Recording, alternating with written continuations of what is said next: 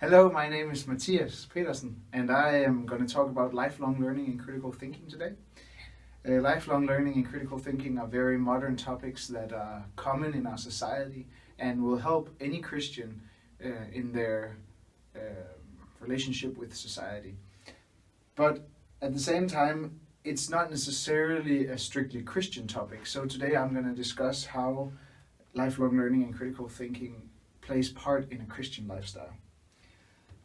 The Bible is a primary source for Christian orthodoxy, so we will talk about the Bible first and how it talks about different aspects of lifelong learning. In Corinthians, Paul talks about wisdom and how wisdom is not necessarily the primary way we get influence in the kingdom. He talks about love and service instead.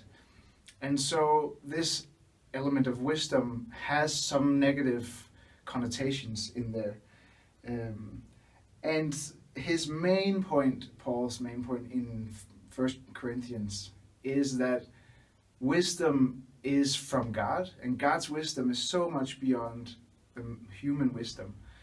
But at the same time, that is not how we should get our prestige and use it to level up in the world. Instead, he would like us to know God and have that be our foundation, and then serve and love other people. Not that he necessarily says that wisdom is bad, but he says that wisdom is not that important. In Proverbs, wisdom is looked at in a way different way. Wisdom is in Proverbs the primary way that people develop life skills and they become better people. And there is this sense of God being the foundation of this wisdom still. The fear of God, Proverbs says, is the foundation of wisdom and knowledge.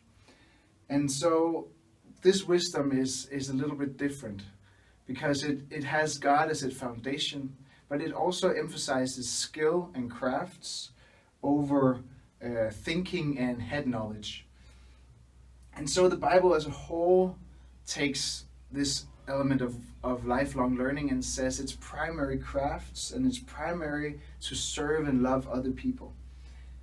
And in the same way, Nancy Alt says that learning should be transformative. It shouldn't just be head knowledge. It should be something that transforms the way we see life. It should be something that changes the way we think. And that is how Christians live their life. Christianity and God is supposed to change the way we think, both spiritually, but also help us to change the way we think about our work and different life topics so that we can get a better life. And this transformative kind of thinking is actually what critical thinking is all about. So when we talk about critical thinking, and if critical thinking is a Christian thing, then there are so many pieces of critical thinking in the Bible. Jesus is a primary example. Jesus walked around and taught people through parables. And the parables were not just meant to teach them directly, it was also meant to challenge them. And Jesus actually says that he teaches in parables so that they don't understand, so that they have to assess their own assumptions and look at the way they view life to actually be able to learn what he's teaching them. And that is the primary core of critical thinking. It is that we are assessing, we are looking at our own assumptions and trying to discern if they're good, if they're right, and if they're useful.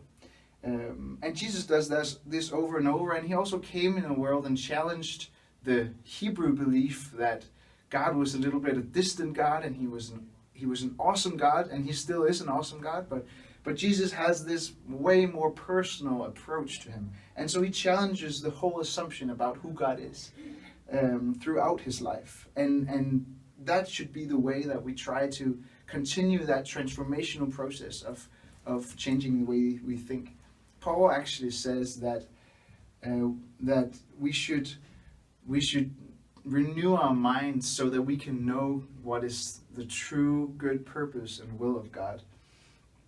And this is also still to help and serve other people, as we talked about with lifelong learning.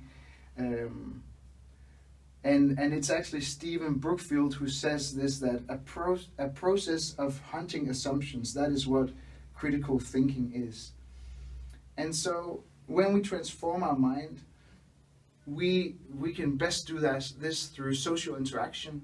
And this social interaction is so good in the church, and it's discipleship, and it has to do with staying a lifelong learner, and has to do with staying a person who is willing to let God influence their life and change who they are.